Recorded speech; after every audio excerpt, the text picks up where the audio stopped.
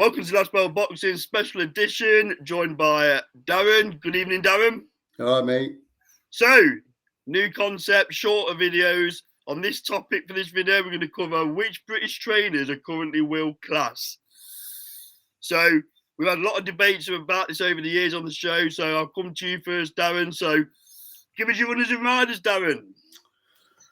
First off, I will say that I think any trainer who is chosen by a world-class fighter to be trained by him is world-class. You've got to call him that.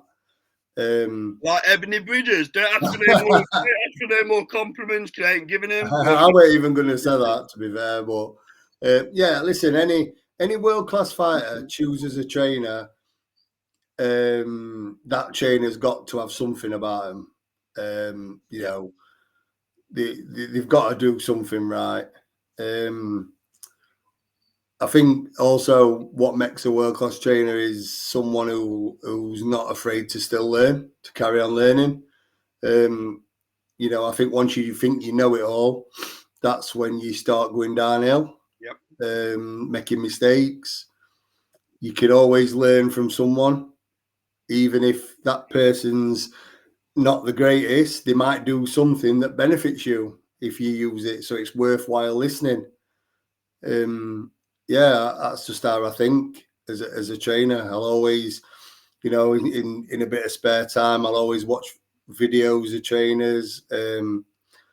I'll watch videos of how they handle themselves in a corner when there's a crisis. I'll also watch it when they're in a corner when things are going good. Yeah, listen, you just got to be a sponge. As much as the fighter's got to be a sponge, you've got to be a sponge as well. World-class trainers, I've got three that might surprise you, actually. One might not, but this is no disrespect to the ones that I don't mention either, because I think we've got a lot of world-class trainers in England. But the ones that I seem to have seen a lot of, and this is just by chance that, you know, I've been watching boxing and they've had a couple of fighters on the bill from lower down to top at bill. So first one, Shane McGuigan.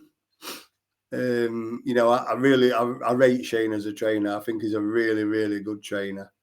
He's not on my list, funny enough. No, but I know he's, you know, what's probably gone off outside regarding Carl and, you know, his dad, but I think when you take all that away, yep, and his ability as a trainer, I don't think it can be questioned. You know what I mean? He's just very good, very knowledgeable. My second one is Mark. Quick question. I'm not doing this to stir the pot. I just want No, you're right. Would he have been able to achieve what Don Charles has with Dubois? And the only reason I say that is because Don Charles made a lot of it's not the physical side with Daniel, it's a mental side that he's done a lot of work with. Yeah, I mean, maybe not, maybe so.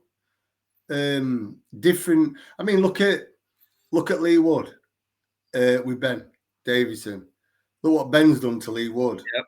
Yeah, Ingalls couldn't do it. Exactly. Brendan couldn't do it, and Brendan was a genius. You know, and it's just horses for courses. It is, mate. Yeah, it is. You can, you know, there's a saying: you can lead an horse to water, but you can't make it drink. Yeah. Different trainers fit different fighters. You know, my biggest thing is the worst trait a trainer can have is the one size fits all mentality. Yeah. Do you know what I mean? Because you can't train every fighter the same. I don't want you to answer this, but I'm going to give my opinion. I hear that a lot about the Ingalls gym regarding the things on the floor that you have to do the footwork around, and it is very much the Ingalls style type fighting. And like you said, it doesn't suit all fighters, right?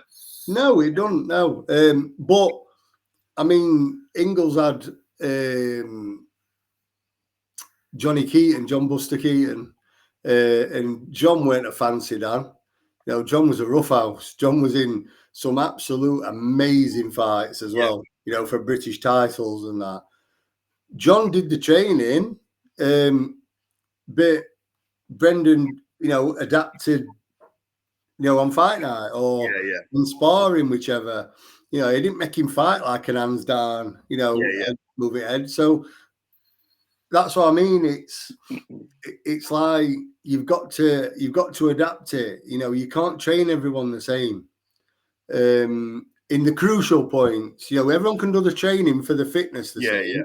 But in the crucial points like the sparring and the fights, it's got to be tailored to what's best. But I see a lot of trainers doing this one size fits all mentality. I see a lot of them doing it, and it just doesn't work. It just doesn't work at all.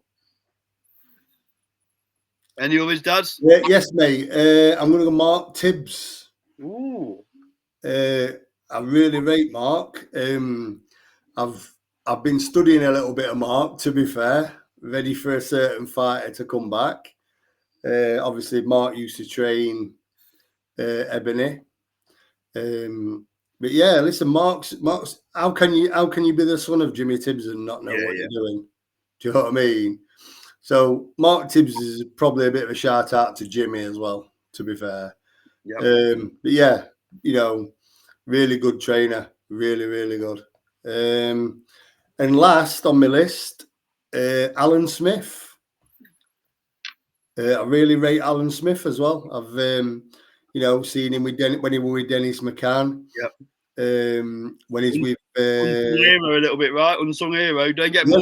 Yeah, when he with the Noakes brothers as well. Done a fantastic job with Sam and Sean. But yeah, when you hear him in corner, very calm, straight to the point. Yeah, really, really, really rate Alan Smith, to be fair. And I think he's his assistant or he's in the gym. Eddie Lamb as well. Eddie Lamb's, obviously he's the lead with Sky Nicholson. But yeah, Alan Smith, fantastic trainer. I've got a few to throw at you then. So Rob McCracken for his achievements in the amateurs and also some of his achievements in the pro game, especially with Froch. I think he did a good job with Froch. People talk about his defense, a bit like what you said. Also sometimes you have to adjust your boxing style.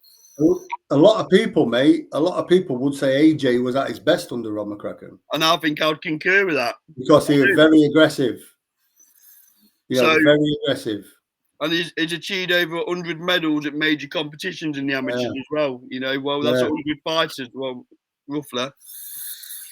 Now, this guy talks a lot, so a lot of people don't tend to give him the credit that he deserves, and that's Joe Gallagher.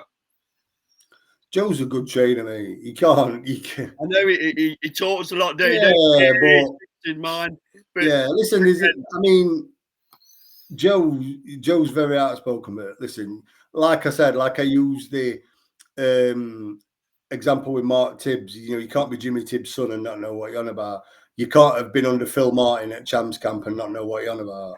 No, and also stripping back his outspokenness, look at his achievements. Listen, you can't argue with it. Listen, Pat Barrett as well. Pat Barrett's a good trainer, and he was under Brian Hughes at Collyhurst and Moston. You can't be under Brian Hughes and not be, Grant Smith.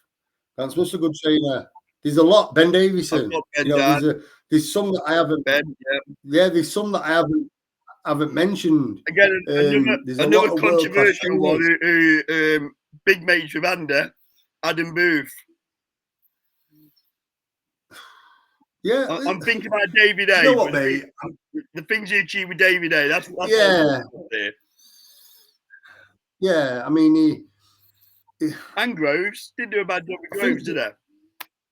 No, listen, he obviously knows what he's on about, but I think sometimes people look at Adam and judge him and think, oh, he's a bit strange, But listen, he obviously knows what he's on about. I wouldn't say he belongs with Joe Gallagher and people like McCracken.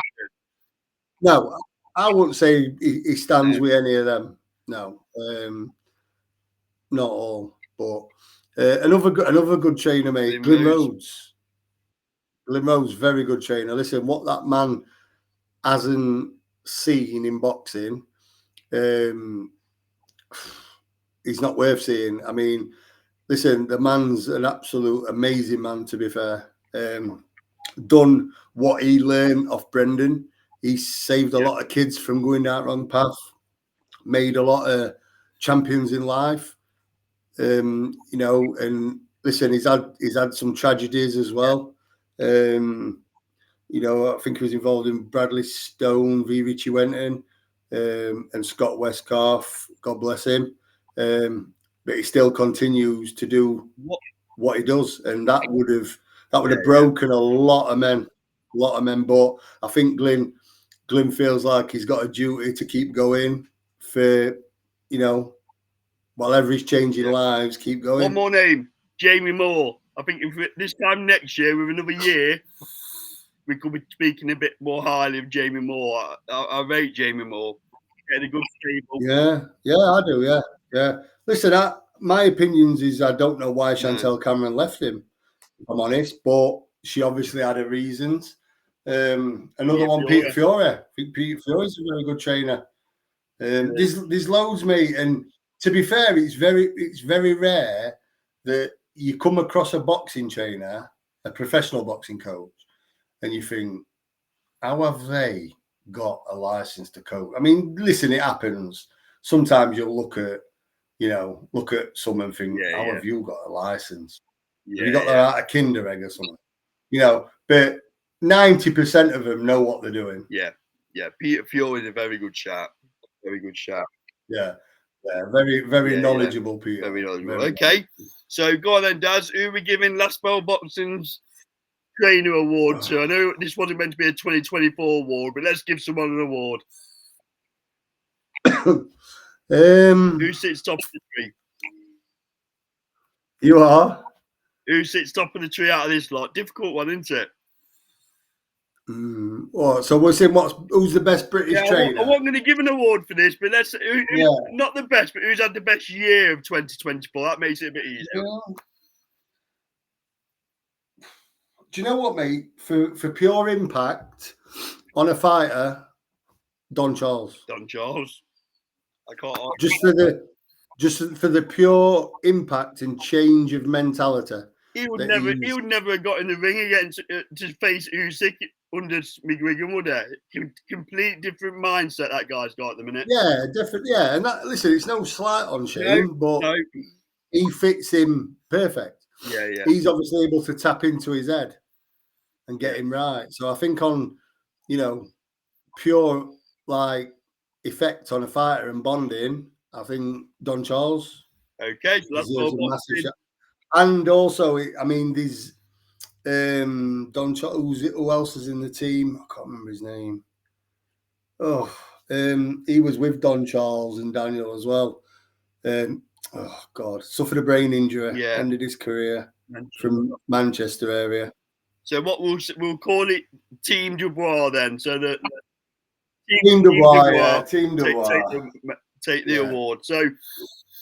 Agree, disagree, post your comments below. This has been Last Bell Boxing. We'll see you on the next video.